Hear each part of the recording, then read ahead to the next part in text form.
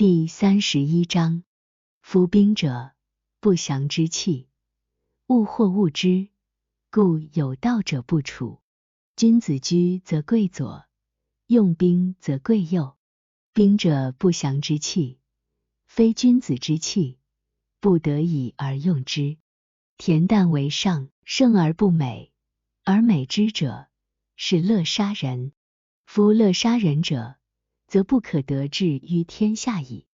吉事上左，凶事上右。偏将军居左，上将军居右，言以丧礼处之。杀人之众，以悲哀弃之；战胜以丧礼处之。解释：兵器是不吉利的东西，谁都厌恶它，所以有道的人不仰仗它。君子平时以左边为上，打仗时就以右边为上。兵器是不吉利的东西，不是君子的东西，不得已而用它，看轻一些为好。胜利了也不要看成是美事，如果看成美事，就是喜欢杀人了。喜欢杀人的人，就不可能得志于天下了。吉庆事以左边为上，凶丧事以右边为上。偏将军在左边，上将军在右边，就是说用办丧事的规矩来处理。战争杀人众多，要带着悲痛的心情参与，就是战胜了也要用办丧事的规矩来处理。第32章，道常无名瓢，虽小，天下莫能臣。侯王若能守之，万物将自宾。天地相合，以降甘露，民莫之令而自君。使之有名，名亦既有。夫亦将知止，知止可以不殆。辟道之在天下，由川谷之于江海。解释：道永远没有固定的名称，瓢虽然小，天下没有谁能支配它。道侯王的如果能守着它，万物将会自动归从。天地之气相合，就会下雨。人们没有指使它，它却自然均匀。开始有制度，就要有名称。名称既然有了，就要适可而止。知道适可而止可以避免危险。比如道为天下所归，就像江海为一切河流所归一样。第33章，知人者智，自知者明。胜人者有力，自胜者强。知足者富，强行者有志。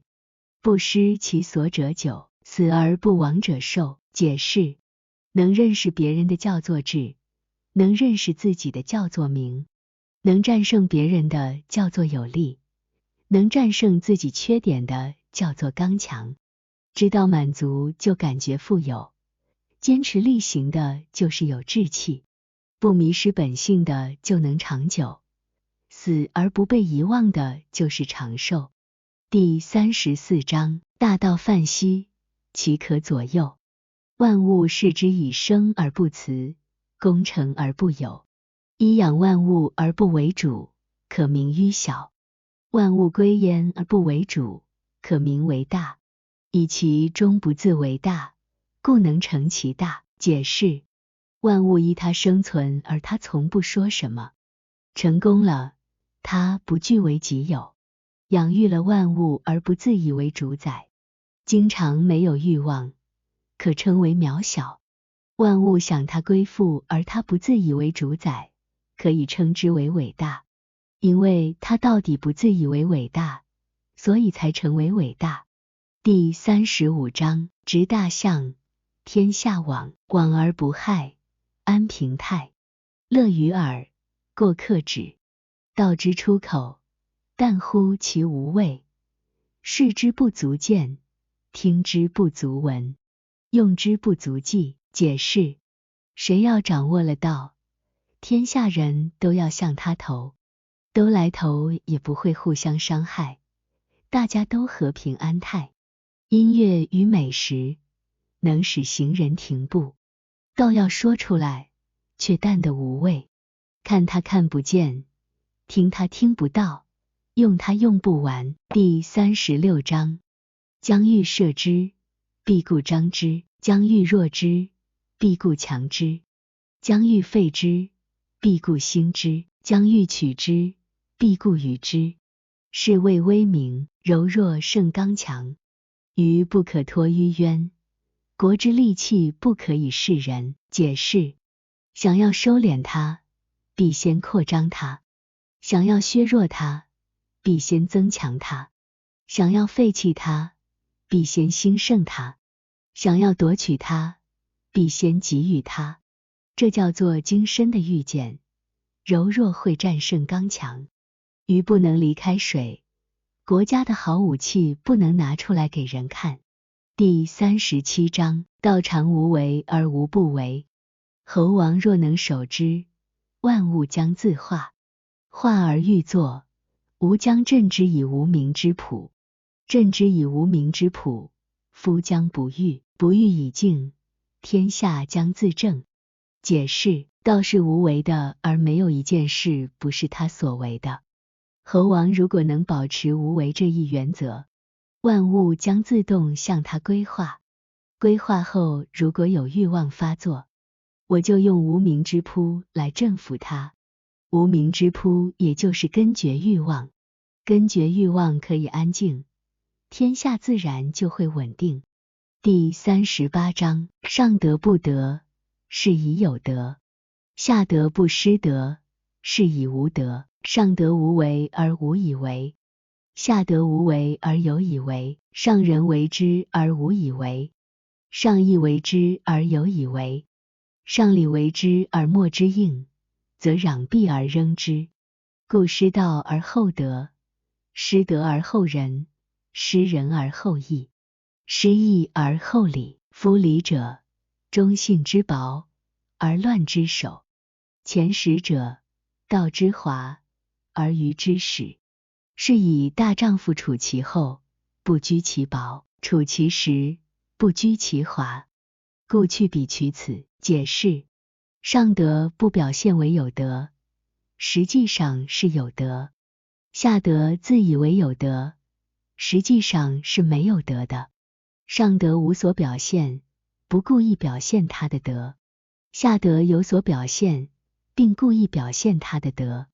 上仁有所表现，但非故意表现他的仁；上义有所表现，并故意表现他的义；上礼有所表现而得不到响应，就伸出胳膊强迫人家来响应。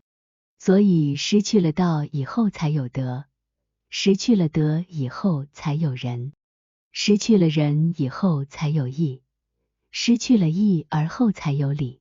礼这个东西，是忠信的不足，是混乱的开始；有先见之明的人，是道的虚华，是愚昧的开始。因此，大丈夫立身醇厚而不居于贫薄，存心朴实而不在于虚华。所以要舍弃后者，采取前者。第39章，昔之得一者，天得意以清，地得意以宁，神得意以灵，谷得意以生，侯得一以为天下正。其治之也，谓天无以清，将恐裂；地无以宁，将恐废；神无以灵，将恐歇；谷无以盈，将恐竭；万物无以生，将恐灭；侯王无以正，将恐绝。故贵以为本，高以下为基。是以侯王自称孤、寡、不古，此非以为本邪？非乎？故至欲无欲。是故不欲方旷，方旷如玉，落落如石。解释：自古以来，凡是得道一的，天得道一就清明，得道一就安宁；神得道一就有灵，挖坑得道一就充盈；万物得道一就繁衍滋生；侯王得道一就能为天下的首领。他们都是从得道一才能达到的境界。天不能保持清明，恐怕要破裂；地不能保持安宁，恐怕要废弃；神不能保持灵验，恐怕就要消失。挖坑不能保持充盈，恐怕要枯竭；万物不能繁衍滋生，恐怕要灭绝；猴王不能保持高地位，恐怕要垮台。所以贵以为根本，高以下为基础。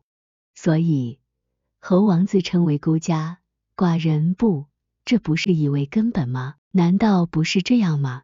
所以追求过多的荣誉就没有荣誉，不想做高贵的美玉，要做坚硬的基石。第40章，凡者道之动，弱者道之用。